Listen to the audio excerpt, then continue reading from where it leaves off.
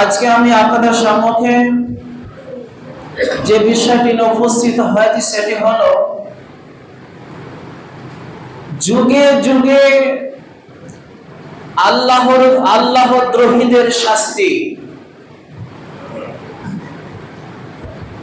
আল্লাহ তাবারক ওয়া তাআলা যুগে যুগে কেমন ভাবে কাফের বেঈমান মুশরিকদেরকে ধ্বংস বা নিঃস্ব করে দিয়েছেন, এই সম্পর্কে বিশ্বনবী সাল্লাল্লাহু আলাইহি ওয়াসাল্লাম যে সমস্ত ঘটনা বয়ান করেছেন, এই নিয়ে কিছু বলবো। যদি আমার মাহবুব আমাকে তৌফিক দেন তো আমা তৌফিক ইল্লা বিল্লাহ। আল্লাহ সুবহানাহু ওয়া তাআলা এই মানব জাতিকে সৃষ্টি করেছেন। এই মানব জাতিকে আল্লাহ তাবারক ওয়া তাআলা এই পৃথিবীর বুকে পাঠিয়েছেন। আল্লাহ সুবহানাহু ওয়া তাআলা এই মানব জাতিকে সৃষ্টি করে ছেড়ে দেন নাই। মানুষ কেমন করে সঠিক পথ, মানুষ সঠিক রাস্তা, মানুষ সঠিক পথে চলতে পারে, সেই জন্য আল্লাহ তাবারক ওয়া তাআলা যুগে যুগে নবী বা রাসূলদেরকে গাইড হিসেবে দুনিয়ার বুকে পাঠিয়েছেন। সঠিক রাস্তা দেখানোর জন্য, সঠিক পথে দিশারি তাদেরকে বানিয়ে দেওয়ার জন্য আল্লাহ সুবহানাহু ওয়া তাআলা যুগে যুগে নবী বা রাসূলদেরকে পাঠিয়েছেন। আল্লাহ সুবহানাহু ওয়া তাআলা চান না যে আমাকে ছাড়া অন্য কারো ইবাদত মানুষ করুক, এটা আল্লাহ তাবারক ওয়া তাআলা চায় না। আল্লাহ তাবারক ওয়া তাআলা এটা চায় না যে আমাকে বাদ দিয়ে অন্য কাউকে সিজদা করুক, আমাকে বাদ দিয়ে অন্য কারোর নামে মানত করুক, অন্য কারো পূজা করুক, অন্য কারো ইবাদত করুক। আল্লাহ সুবহানাহু ওয়া তাআলা এটা চান না। তাই এই মানব জাতিকে সঠিক পথ দেখানোর জন্য, শিরক মুক্ত বেদাত মুক্ত করার জন্য আল্লাহ তাবারক ওয়া তাআলা যুগে যুগে প্রায় 1,24,000 এই নবী বা রাসূলদেরকে এই পৃথিবীর বুকে পাঠিয়েছেন। একটাই কারণ হলো এই মানব জাতিকে সঠিক রাস্তা, সঠিক পথ দেখানোর জন্য।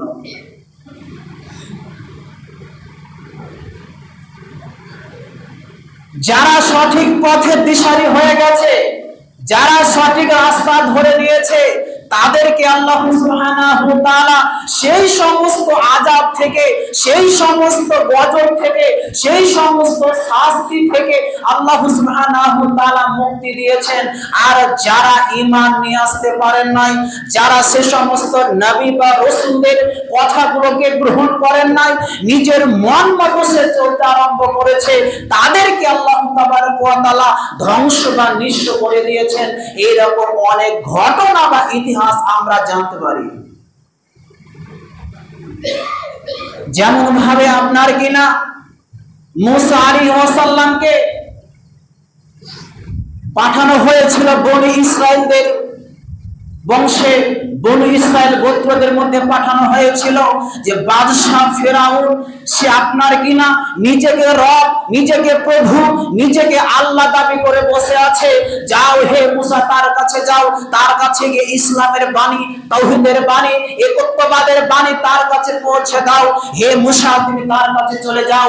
আল্লাহ সুবহানাহু ওয়া তাআলা এই কথা মোতাবেক মুসা আলাইহিস সালাম সেই বাদশাহ আপনার কিনা ফেরাউনের কাছে গিয়ে যখন সে ইসলামের বাণী, ইসলামের দাওয়াত তার কাছে পেশ করলেন, মুসা আলাইহিস সালাম মানতে রাজি হলেন না, বরং তাকে মারার জন্য চক্রান্ত করতে আরম্ভ করলো। মুসা আলাইহিস সালামকে মারার জন্য চক্রান্ত করলো। আল্লাহ সুবহানাহু ওয়া তাআলা মুসা আলাইহিস সালামকে ওহীর মাধ্যমে জানিয়ে দেওয়া হলো, হে মুসা, তোমার দেশ ছেড়ে, তোমার মাতৃভূমি ছেড়ে তুমি সেই ফিলিস্তিনের দিকে যাত্রা আরম্ভ করো, সেই দিকে তুমি চলে যাও। মুসা আলাইহিস সালাম সেই আল্লাহ সুবহানাহু ওয়া তাআলার কথা মোতাবেক সেই ফিলিস্তিনের যেখানে যে জায়গা যুদ্ধ চলছে, যেখানে মুসলিমদের বাচ্চা বাচ্চা শিশুদেরকে হত্যা করা হচ্ছে, সেই ফিলিস্তিনের দিকে মুসা আলাইহিস সালাম যাত্রা আরম্ভ করলেন। ফেরাউন তাকে মারার জন্য ধাওয়া করতে করতে চলে আসছে, সামনে লোহিত সাগর। আল্লাহর কাছে ফরিয়াদ করেন, হে আল্লাহ, তুমি আমাকে এখান থেকে মুক্তি দিয়ে দাও, আমার আর পালানোর কোনো জায়গা নেই। এবং সেই আপনার সেই সমুদ্র, আপনার কিনা সে লোহিত সাগর সুন্দর রাস্তা হয়ে গেল। মুসা আলাইহিস সালাম সেখান থেকে পার হয়ে চলে গেল। যেমনই আপনার ফেরাউনের দলবল সে লোহিত সাগরের মাঝখানে গেছে, তাদেরকে সেখানে ধ্বংস, সেখানে নিঃস্ব করে দেওয়া হয়েছে। এবং সেই অবস্থায় যখন ফেরাউন আপনার সেই নদীর মাঝখানে গেছে, সেই অবস্থায় সে আপনার কিনা তওবা করেছিল, হে আল্লাহ, আমি মুসা আলাইহিস সালামের রবের প্রতি আমি ঈমান আনলাম। কিন্তু আল্লাহ সুবহানাহু ওয়া তাআলা ওই অবস্থাতে তার দোয়া কবুল করলেন না, তার প্রার্থনা কবুল করলেন না। সেই লোহিত সাগরে মুসা আলাইহিস সালামকে ধ্বংস নিঃস্ব করে দিলেন। কিন্তু যারা ঈমান আনলো, মুসা আলাইহিস সালামের সঙ্গে থাকলো, তাদেরকে আল্লাহ রক্ষা করে দিলেন। কিন্তু যারা ঈমান আনলো না, নিজেকে রব দাবি করেছে, নিজেকে প্রভু দাবি করেছে, ওই ফেরাউন আপনার জালেম বাদশাকে ধ্বংস নিঃস্ব করে দেওয়া হলো। এইভাবে আল্লাহ তাবারক ওয়া তাআলা যুগে যুগে এই সমস্ত কাফের বেঈমান মুশরিকদেরকে আল্লাহ দুনিয়া থেকে এমন ভাবে বিদায় করে দিয়েছে, এমন ভাবে তাদেরকে ধ্বংস নিঃস্ব করে দিয়েছে, তাদের লাশ খুঁজে আপনার কিনা আজ পর্যন্ত পাওয়া যায় না। এইভাবে আল্লাহ তাবারক ওয়া তাআলা কাফের বেঈমান মুশরিকদেরকে নিঃস্ব করে দিয়েছে। আজকে যেইভাবে আমাদের প্রতি এই আমাদের আজকে মুসলিম সম্প্রদায়ের প্রতি আজকে যেইভাবে জুলুম করছে, অত্যাচার করছে, নির্যাতন করছে, এই একদিন এই সমস্ত জালেম বাদশাকে আল্লাহ তাবারক ওয়া তাআলা ধ্বংস করবেই, যেমন ভাবে আপনার কিনা বাংলাদেশে করা হয়েছে। বাংলাদেশে যেমন শেখ হাসিনা জালেম বাদশাকে যেমন ভাবে বিখ্যাত বিখ্যাত আলেমদেরকে জেলে পচিয়ে পচিয়ে মেরেছে, যেমন ভাবে ভালো ভালো আলেমদেরকে, আপনার ইমানদার আলেমদেরকে, বিখ্যাত বিখ্যাত আলেমদেরকে, ইমানদারদেরকে আপনার জেলে পচিয়ে পচিয়ে আপনার ফাঁসির মাধ্যম দিয়ে আপনার কারাগারে বন্দী করে করে যেইভাবে আলেম সম্প্রদায়কে আপনার দুনিয়া থেকে বিদায় করে দিয়েছে আল্লাহ তাবারক ওয়া তাআলা, ঠিক সেইভাবে আপনার কিনা বাংলাদেশের সরকারকেও ঠিক সেমন ভাবে আপনার কিনা ধ্বংস নিঃস্ব করেছে। আর শুধু সময় অপেক্ষায় আমাদের ভারতবর্ষে যেইভাবে মুসলিমদের প্রতি অত্যাচার চলছে, এটা আজকের নয়, এটা সেই যুগ থেকে চলে আসছে। আপনার আদম আলাইহিস সালাম থেকে নিয়ে মুসা আলাইহিস সালাম থেকে নিয়ে যুগের পর যুগ একটা আপনার কিনা জালেম বাদশা, অত্যাচারী বাদশা আপনার কিনা তৈরি হতে আছে। এটা আজকে প্রথম কিছুই না, এরকম থাকবে। পৃথিবী যতদিন থাকবে ততদিন এইরকম জালেম বাদশা থাকবে। কিন্তু তার সঙ্গে আমাদের মোকাবেলা করতে হবে। যদি এইরকম আমরা ঈমানদারওয়ালা হতে পারি, যদি মুত্তাকিওয়ালা হতে পারি, তাহলে আল্লাহ তাবারক ওয়া তাআলার সাহায্য, আল্লাহর মাদাদ আমাদের উপরেও আসবে। কিন্তু আজকে আমরা ঈমান থেকে, ইসলাম থেকে, দিন থেকে আজকে আমরা অনেক দূরে সরে গেছি। তো বন্ধু, সেই রকম মুসা আলাইহিস সালামকে সেই ফেরাউনের দলবল থেকে, ফেরাউনের চক্রান্ত থেকে, ফেরাউনের আক্রমণ থেকে আল্লাহ সুবহানাহু ওয়া তাআলা সেই মুসা আলাইহিস সালামকে যেমন ভাবে নাজাত বা রক্ষা দিয়েছিলেন, ঠিক আমাদেরকেও সেইভাবে আল্লাহ তাবারক ওয়া তাআলা সাহায্য করবেন। কিন্তু আমাদের ঈমান পরিপূর্ণ হতে হবে, আমাদের ঈমান পাকাপোক্ত হতে হবে, তবেই আল্লাহ সুবহানাহু ওয়া তাআলা আমাদেরকে সাহায্য করবে। শুধু তাই নয়, এই যখন আপনার কিনা এই ঘটনা ঘটে গেল, এই তারপরে আপনার কিনা বেশ মানুষ সঠিক পথে আসতে আরম্ভ করলো। আবার সে চলতে চলতে আবার যখন 100 বছর হয়ে গেল, আবার মানুষ আবার সে শিরক বেদাত মূর্তি পূজা আপনার লিপ্ত হয়ে গেল। এরপর আল্লাহ সুবহানাহু ওয়া তাআলা সেই ইব্রাহিম আলাইহিস সালামকে পাঠালেন, ইব্রাহিম আলাইহিস সালামকে পাঠালেন। সেই অবস্থায় সেই বাদশা ছিলেন আপনার কিনা নমরুদ বাদশা। সেই বাদশা আপনার কিনা একজন বিখ্যাত বাদশা ছিল। সে সব সময় আপনার মানুষ তাকে এমন ভাবে মেনে নিত, এমন ভাবে তিনি আপনার মূর্তি পূজা করত, দেব দেবীর পূজা করত।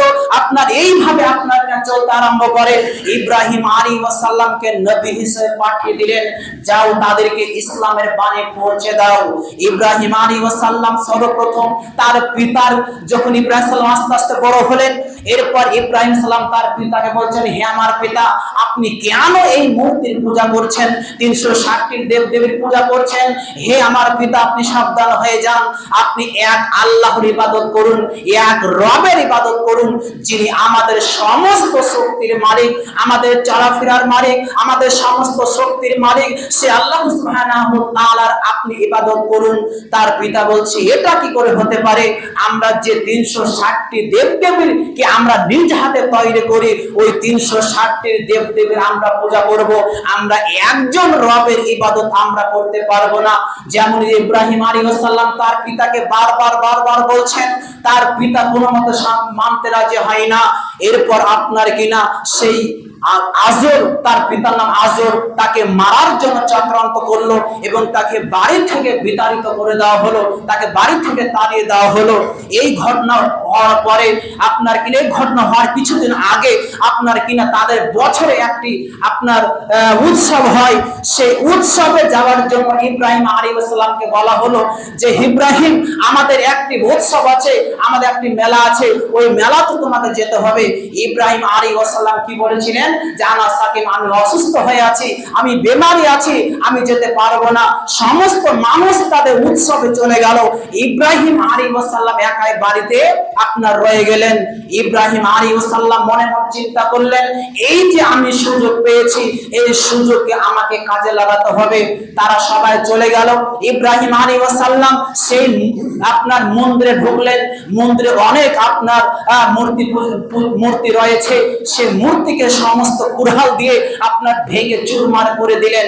একটি মূর্তিকে আপনার রেখে দিলেন এবং সেই মূর্তিটির কাঁধে আপনার সেই কুড়ালটিকে ঝুলিয়ে রেখে দিলেন। এই চলে আসলেন সেখান থেকে এবং সেই মূর্তি পূজক যারা, তারা তাদের উৎসব থেকে বাড়ি ফিরে আসলেন, এসে দেখছেন তাদের মূর্তিগুলোকে ভেঙে চুরমার করে দেওয়া হয়েছে।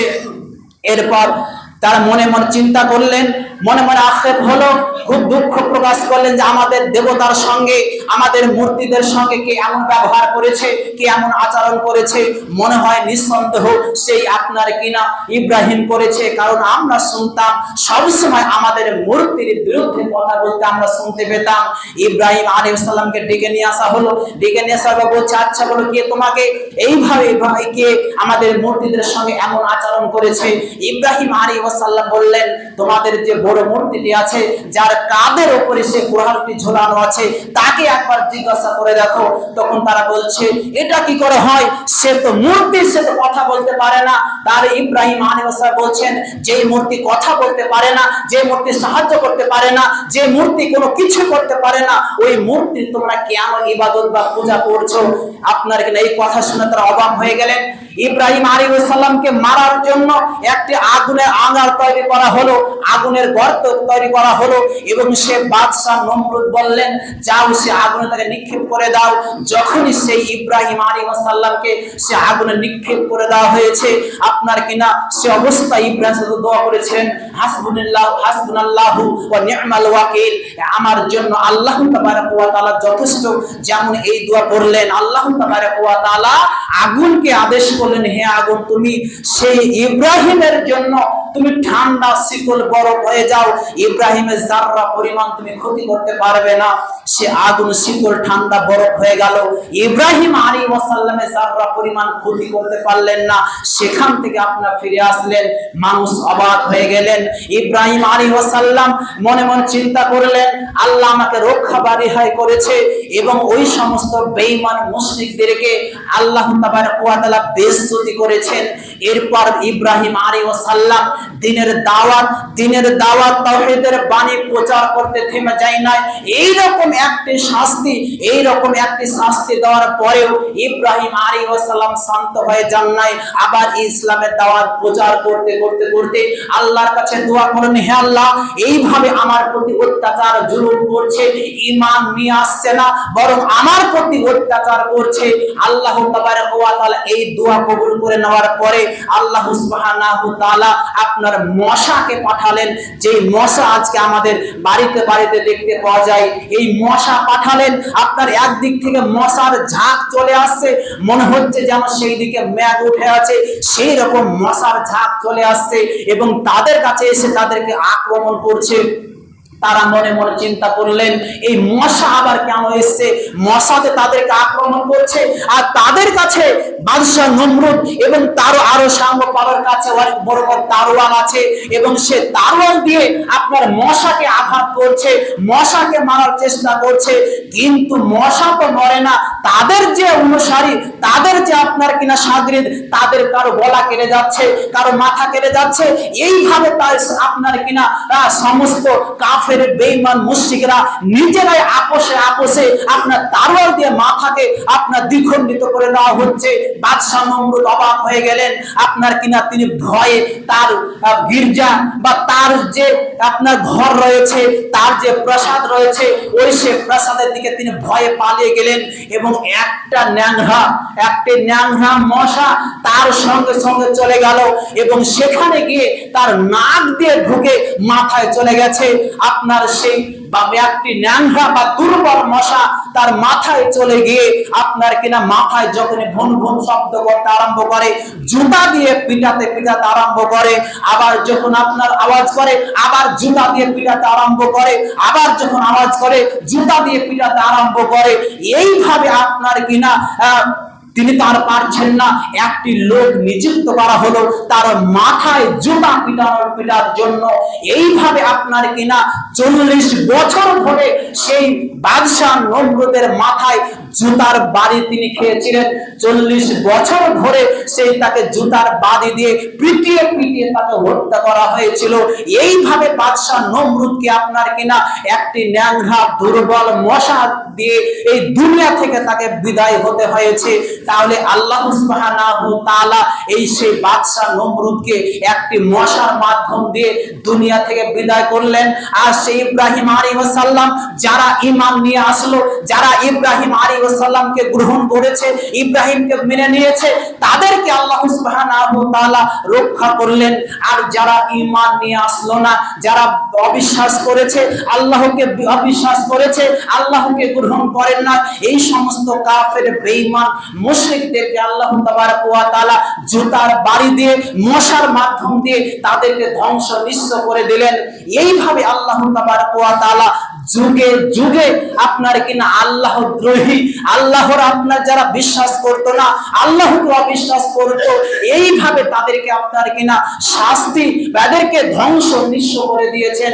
এইরকম অনেক ঘটনা এইভাবে যখন আবার চলতে থাকে, এই অবস্থায় আপনার কিনা মানুষ একটু ভালো হয়ে গেল, আবার দেখবেন যখনই একটি শাস্তি, আজকে আমাদের এই মালতীপুরে সেরকম দেখতে পাওয়া যায়। আমার বাপ মারা গেছে, আমার মা মারা গেছে, 1 থেকে 2 দিন মানুষ নামাজ পড়ছে কিংবা ভালো কাজ করছে, আবার 1 সপ্তাহ 2 মাস হয়ে যাচ্ছে, আবার ভুলে যাচ্ছে।